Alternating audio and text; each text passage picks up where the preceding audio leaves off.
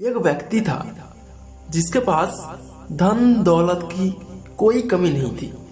उसके साथ जीवन कटने वाली पत्नी और राम लक्ष्मण जैसे दो बच्चे भी हैं। उसके पास सब कुछ है। फिर एक दिन उस व्यक्ति के मन में भगवान को पाने की लालसा जगी। उसने सोचा कि मैंने बहुत सारा धन कमा लिया, अब कभी धन की कमी नहीं आएगी। पर मेरे पास ईश्वर नहीं है, मुझे ईश्वर के दर्शन करने हैं। उस व्यक्ति ने ईश्वर खोजने की ठान ली। फिर उसने कई सारे मंदिर और धर्म स्थानों का निर्माण करवाया, पर उसे ईश्वर के दर्शन नहीं हुए।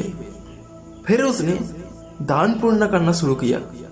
उसके खजाने से कई सारा धन दान पुण्य में लगा दिया, फिर भी उसे ईश्वर नहीं मिले।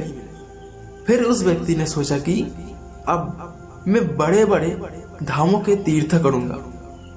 उस व्यक्ति ने कई तीर्थ स्थानों के दर्शन किए और ऐसे ही 20 साल गुजर गए, पर उस व्यक्ति को ईश्वर नहीं मिले। भगवान को पाने की कोशिश करते करते वो इंसान थक गया और आखिरकार वो एक दिन महात्मा बुद्ध के पास गया और कहने लगा कि महात्मा, मैं 20 साल से ईश्वर को खोज रहा हूँ, पर मुझे ईश्वर कभी भी नहीं मिले। क्या आप मुझे ईश्वर पाने की कोई मार्ग दिखा सकते हैं? उस व्यक्ति की बातें सुनकर महात्मा बुद्ध उसे कहा कि ईश्वर खोजना कोई बड़ी बात नहीं है, वो तो बड़ी आसानी से मिल जाते हैं। अच्छा, तुम ये बताओ कि ईश्वर को खोजने के लिए तुमने क्या किया और कहाँ कहाँ खोजा?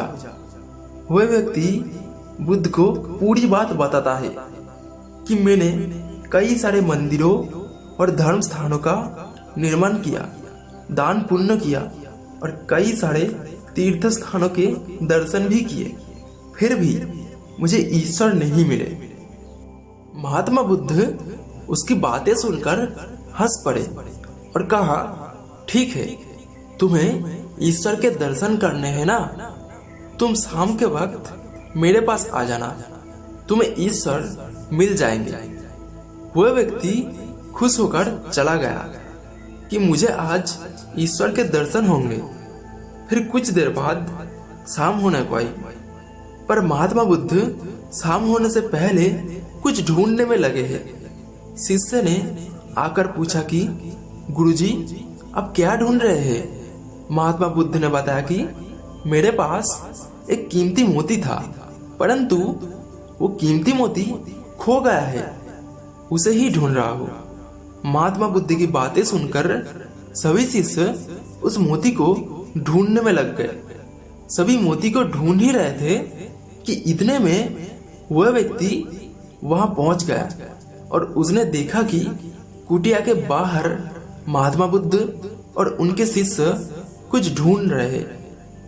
उस व्यक्ति ने बुद्ध के पास जाकर पूछा कि गुरुजी, आप सब क्या ढूंढ रहे हैं? महात्मा बुद्ध ने बताया कि मेरा कीमती मोती खो गया है, उसे ही ढूंढ रहे हैं। यह सुनकर वो व्यक्ति भी उस खोए हुए मोती को पूरी लगन से ढूंढने लगा।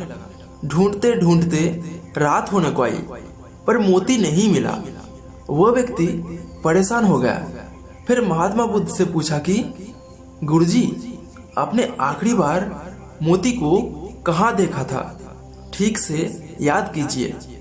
महात्मा बुद्ध सोचकर बताते हैं कि मैंने आखिरी बार मोती को कुटिया के अंदर देखा था।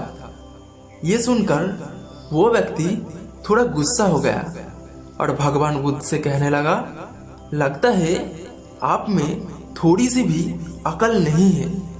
अगर मोती आपकी कुटिया के अंदर गुम हुआ है तो वो कुटिया के अंदर ही मिलेगा ना, बाहर थोड़ी मिलेगा। आप सब व्यर्थ में बाहर इधर उधर ढूंढ रहे हैं और मुझे भी अपने साथ ढूंढ रहे हैं। अब अपना तो समय व्यर्थ कर रहे हैं, पर दूसरों का भी समय व्यर्थ कर रहे हैं। फिर महात्मा बुद्ध उस व्यक्ति के सामने देखकर मुस्कुराने लगे। ये देखकर वो व्यक्ति बोला कि महात्मा, आप हंस रहे हैं, मुझे कुछ समझ में नहीं आया। महात्मा बुद्ध बोले, मैं तुम्हें यहाँ बुलाकर यही तो समझाना चाहता था कि जिस ईश्वर को तुम 20 सालों से बिना सोचे इधर उधर ढूंढ रहे हो, उसे तुमने कभी अपने अंदर की कुटिया में खोजा ही नहीं।